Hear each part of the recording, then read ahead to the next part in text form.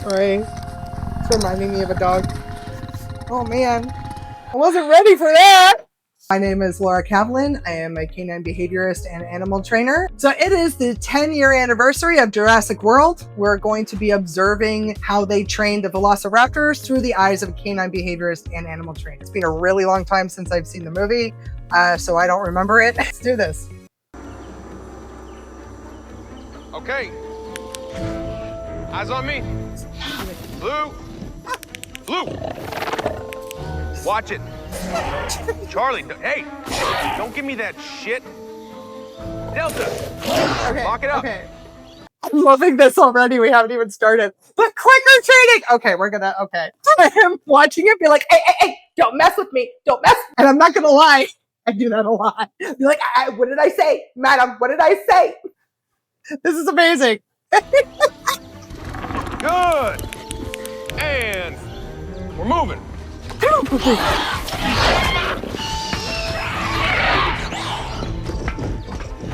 Oh! Hey, that's good. That is damn good. Very good. See, Charlie? That's what you get.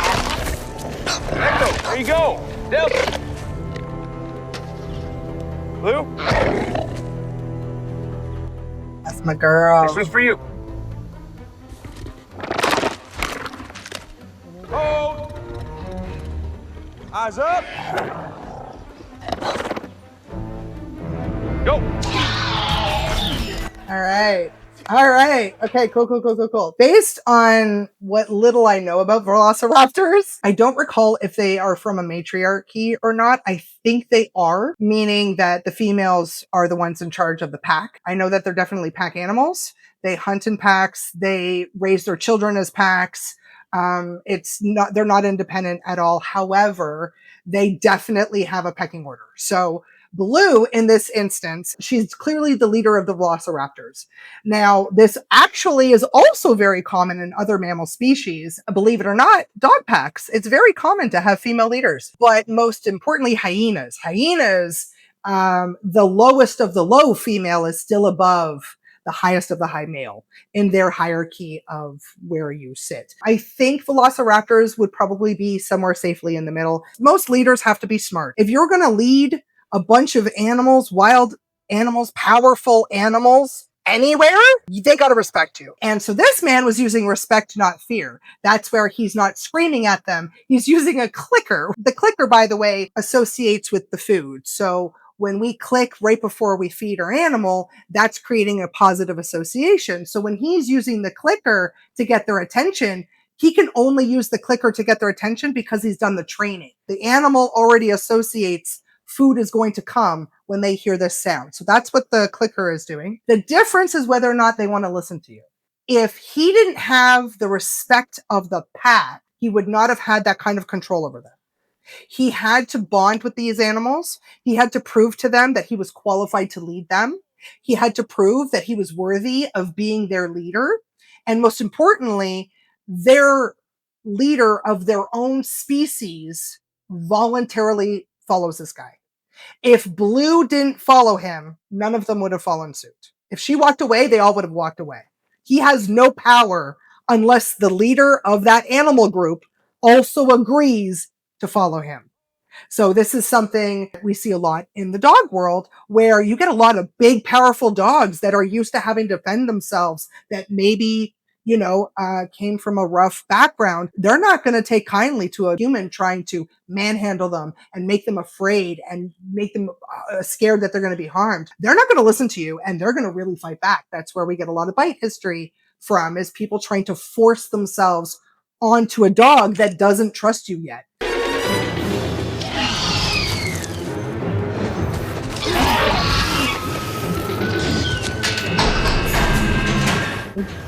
The animators did an amazing job, by the way. The body language is fantastic. Hold your fire! Hold your fire! Do not fire! Put 12 amps in these animals, they're never going to trust me again. Yep. Blue. Yep. Stand down. Okay, I want to address that for a hot second. If you harm them, they'll never trust me again. I can't express this enough, okay? This is one of the reasons why we promote not having fear or intimidation tactics for our dogs. A certain amount of fear that has to be had in life, okay? But what we don't want is to use fear for everything, right? And this is exactly what he knew, that if I try to hurt them to control them, they'll never listen to me again and the trust is broken. And so is the respect. So, okay, yeah, okay, I'm gonna continue. Charlie, Yeah. stay right there. This distance. Good.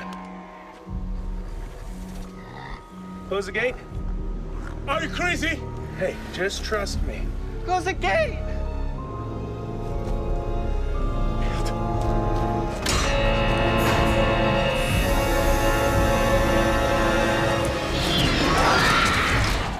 There you go, but he wasn't stupid.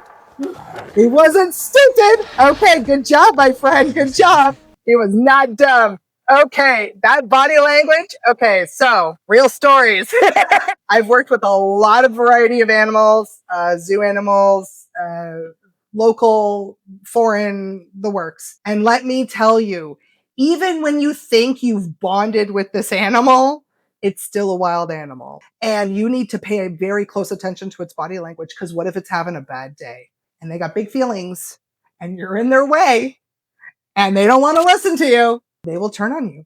They may not kill you, but like, I'm sorry, these powerful animals, it doesn't take very much to hurt you, right? So even if the animal's intent wasn't to maim and kill you, it's still going to send you to the hospital. You could see them approaching. So he's reading the body language and he's like, oh, they're gonna get me. They're mad that I prevented a meal, right? He's not stupid. Here's the thing.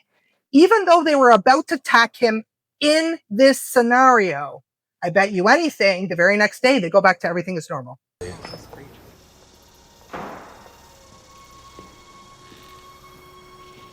what's this thing made of? The base genome is a T-Rex, the rest is classified.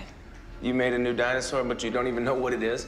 The lab delivers us finished assets and we show them to the public. Can we drop a steer, please? Okay, I'm just gonna pause for a hot sec. For the records, genetics does help us. It's not a be-all end-all, but it does help. It helps us understand what's going on. So him being like, seriously, you don't know what kind of genes are in there is very important, because those genes affect your behavior. It is what it is.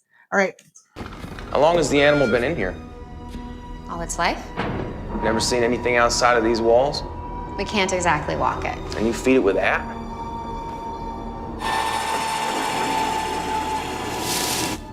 Is there a problem? Animals raised in isolation aren't always the most functional. Your raptors are born in captivity. With siblings. They learn social skills. And I imprint on them when they're born. There's trust. The only positive relationship this animal has is... Note, even if you imprint on an animal, they can still attack you. At least she knows that means food. So she needs a friend. We should schedule playdates, that sort of thing. Probably not a good idea. Where is it? Was it in the basement? Is there downstairs? Maybe it's in the rec room. It was just here. We were just here.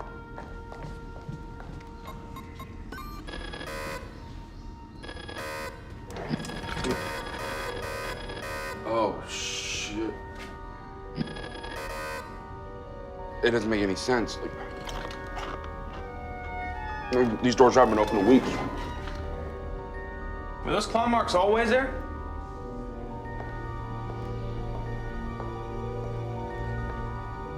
You think it...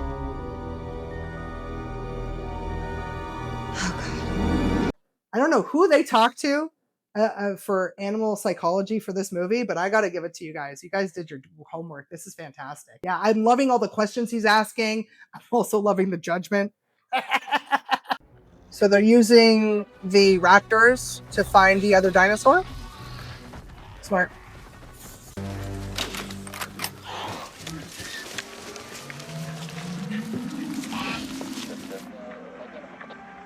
You know what? No. You guys are not gonna watch this. No. Keep the window closed.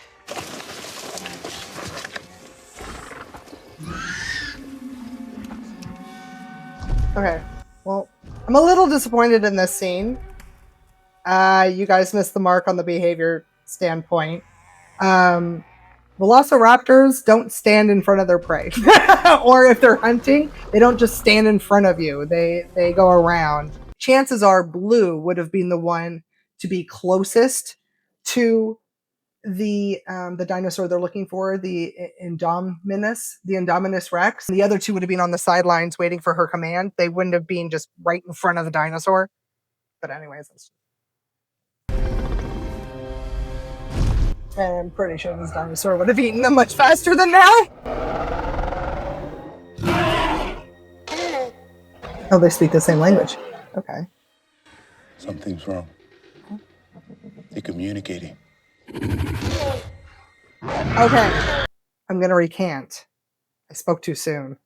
Yeah, if the Velociraptor had a plan and wanted to earn the trust of the Indominus Rex, then yes, the whole pack would show up as a pack right there in front of the Indominus Rex. So they weren't actually tracking her for the humans. They were tracking her for their own benefit. This is interesting. I know why they wouldn't tell us what it's made of. Why? Because it's part Velociraptor.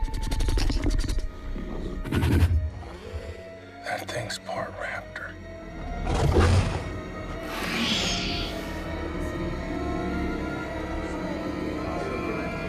It's taking them so long. Light it up! Engage! Bullets aren't going to do anything. You're going to need a torpedo. Oh, there you go. Shut up! I'm like spoiling the movie for myself. Final battle scene.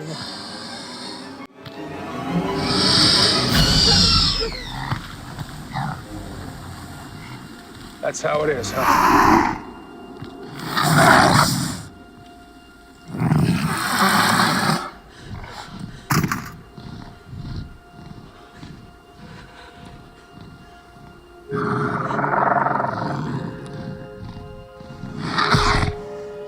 Easy. Easy. Sorry. It's reminding me of a dog.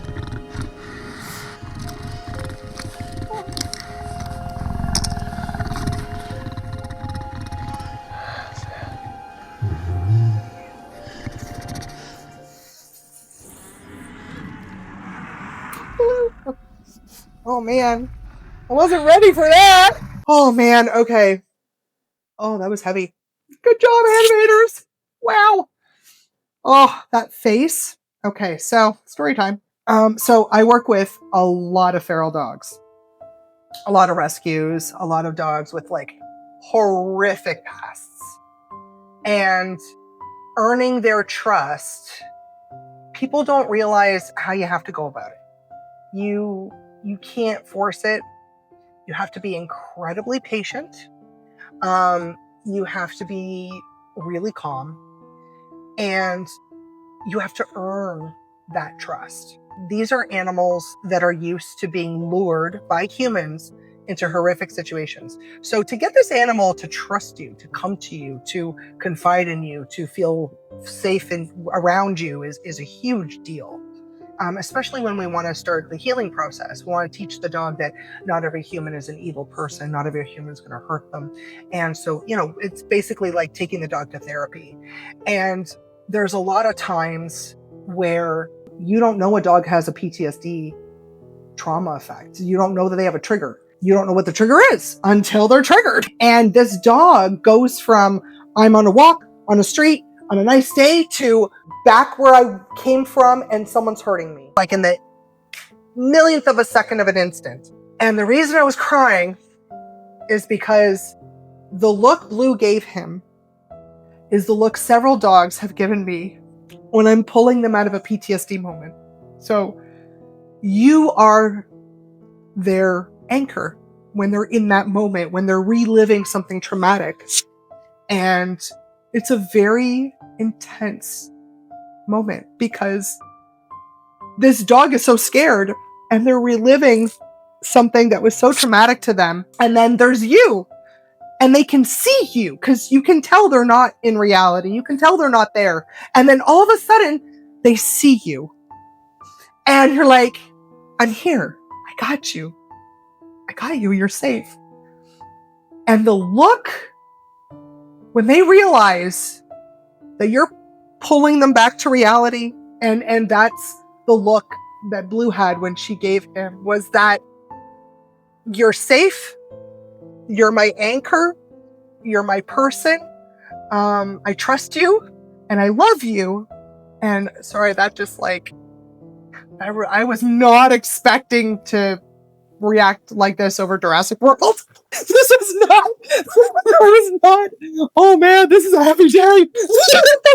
Disclaimer, very, very serious disclaimer. If you do not know what you're doing with a dog with PTSD, don't try to wing it, okay? Find a professional. Message me, okay? When the dog gets triggered into a severe PTSD moment, they don't know you're there. They don't know you're you. You're the bad guy.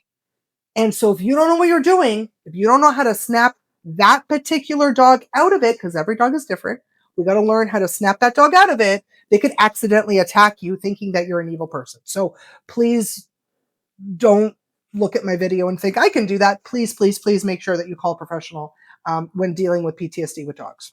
This is very important. I really love this video. I'm glad that we could have this sort of comparison. I kind of want to do some more of these. So let me know in the comments if you like this kind of content, and I will give more. Well, and let me know what other movies, what other scenes you want me to address. I think this will be really fun.